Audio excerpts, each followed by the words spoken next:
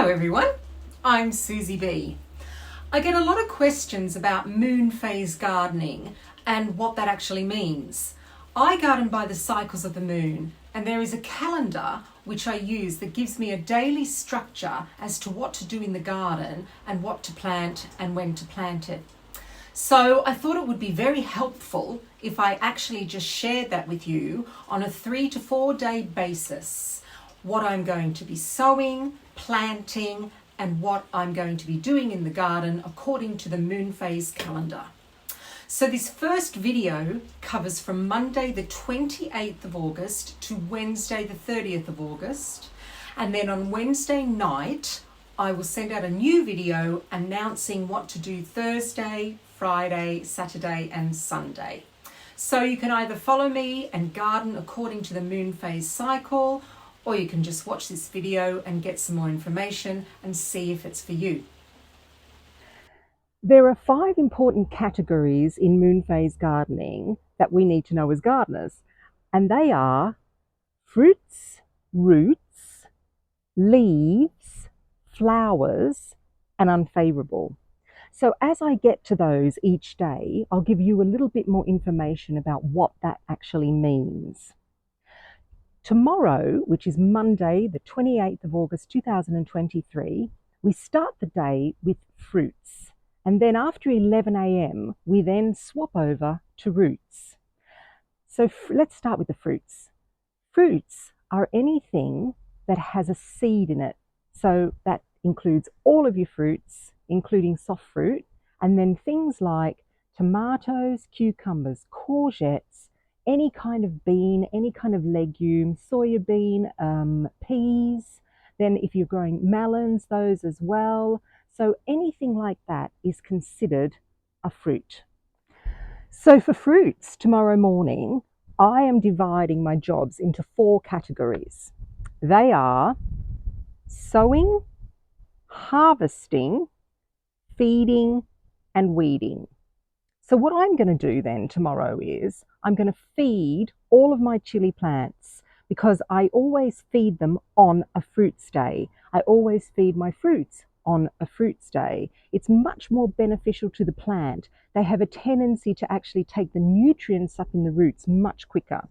Then I'm going to weed, and I need to weed my citrus trees behind me. All their pots are full of weeds. So I'm going to pay attention to that. When I do my weeding, I always am looking for any kind of pests, any diseases that might be happening in the plants as well, and I'm always taking care there.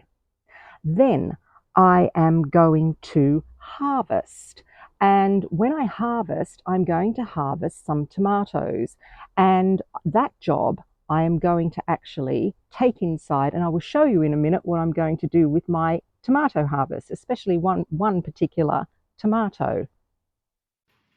So here is what I'm going to do on Fruits Day. I have got this beautiful Black Beauty tomato. This is an heirloom tomato. And if you want to do this, you have to do it on open seeded varieties, which are mainly heirlooms. You can't do this on F1s. And what I'm going to do is I'm going to save the seed for next year. So the reason why you can't do it on F1s is F1s are always crossed with normal variety, and then they add something else. So you can try, but you will probably not get true seeds. So if I cut this that way, looks a bit like a brain, doesn't it? What I'm doing is I'm going to now scoop out the seeds, as many as I possibly can for me, because this is going to be for me. And this is all you do. You get a jar and you scoop these seeds into a jar. So the reason why I am putting them in a jar is because I am going to ferment these seeds for about 3 to 4 days, no longer than 4 days. And I need to ferment them because tomato seeds have got a little kind of gel around them, and that is a growth inhibitor. And it is because tomatoes are quite smart. They don't want the seeds to start sprouting in the tomato.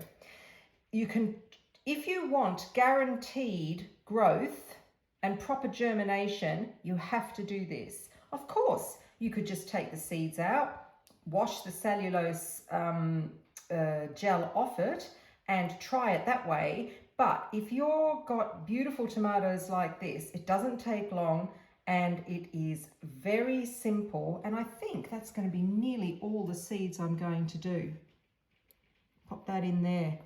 Then all I do is I just fill it up with a little bit of water about halfway. You can see my finger there, halfway, and then watch it ferment. Put it in a warm place, maybe in the kitchen or wherever you want to, and watch it ferment. And every day it's going to send off a little bit of a gas. So it might be a little bit smelly. So I just get a piece of kitchen towel and put it over the top. You could also put a bit of muslin over the top so that when you walk past the jar, it's not too whiffy. Then after 3 days to 4 days, you'll see that there'll be a film on top of the water.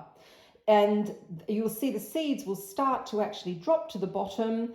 And what you need to do then is you can put more water in, shake it all up, let it sit again. The seeds will drop to the bottom and take all the other stuff off the top and put it through a sieve. Then you dry them. And I don't dry them on kitchen towel because on kitchen towel they'll get stuck and they're very hard to actually take off the kitchen towel. So you just put them on a plate or you can put them on a paper plate. That works really well too. Fruits Day. So Monday afternoon after 12 p.m. and all day Tuesday, the 29th of August 2023 is Roots Day. And what are roots? Carrots, turnips, leeks, potatoes, radishes, beetroot, anything like that that actually sets itself into the ground is roots on the Moonphase calendar. So again, let's go through my little list of what I'm going to do. So the first thing is, let's talk about sowing. I am going to sow, and I will show you in a minute, a few things that you can actually get a really good harvest of still outside before the winter hits.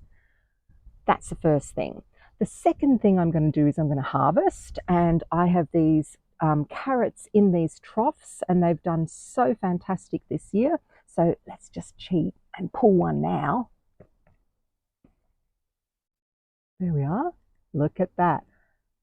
Eventually I'm going to show you how to grow carrots like this. So that's my harvesting, and I'm also going to harvest beetroot. The next thing is feeding, and I have just put some leeks into the garden here, and they just need a little bit of a feed just to get them going. And then at the same time I am going to weed around them as well, because I can see there are just some little seedlings coming up. And then after I do all of that, I'm going to cover it with mesh for allium leaf miner. So that's my roots. So on Tuesday, being Roots Day, it's one of your last chances to sow some roots that you're going to be able to keep outside before winter. If you've got cover, then you've got more time. So these are the roots that I'm going to sow on Tuesday. They are a turnip. It's called Tokyo Cross. It's an F1 turnip. It's very, very fast growing, and it makes beautiful little turnips that are very, very sweet. I highly recommend this for this time of year. The next one I've got is my onions. So Senchu Yellow is a Japanese variety of onion, and they do really well at this time of year to start sowing them. And the last one that I'm going to put in is a radish, and it's Scarlet Globe. It's a great variety, very popular, and does really well as well. So let's start sowing these onions. Senchu yellow onions, like I said, are a Japanese variety. They're great for autumn sowing. When you're going to look for varieties to sow in the autumn, always look to see when it says, this is August to September. These onions are then going to overwinter really well, and they are going to go into the ground so that I can have them early next year. And these are the cells. There's 60 cells in here. I've got some seed sowing compost in there. All I do is I just make a little indentation. It's probably about 1 centimetre deep, like this. I then get the seeds, and I am going to put in 4 seeds per cell.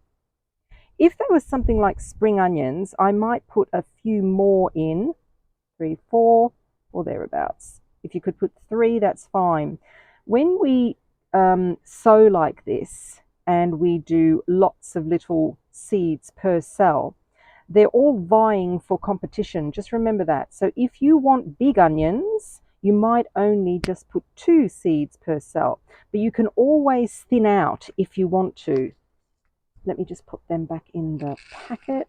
And then all I do is I get a little bit of compost and I put it on top. I just get a little bit in here that I've got here. We'll just pop that on top and that's it. Give them a water and they are going to stay outside for the moment until it gets really cold. So turnips and radishes, I plant exactly the same as onions, except I don't put as many seeds in. In these little cells, I'm going to put 3 seeds in. I've just put a few more, but I will pull them out because I want these turnips to grow to a decent size. I grew these turnips in the spring and they were absolutely fantastic. And I've actually got a few that I put in the freezer as well. So these turnips are going to be ready, I would say, at the beginning of October, depending on the weather. At the beginning of October, you can actually keep them in the ground until we get the first lot of frosts. And they are absolutely delicious. And the radishes are really quick. You can have these radishes, what are we now? Beginning of September, end of September, you will have radishes. So that's my sowing on a roots day.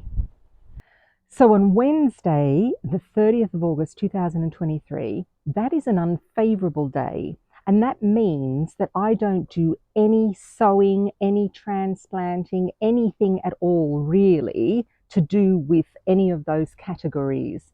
Instead, I do things like general weeding. I might sweep the paths.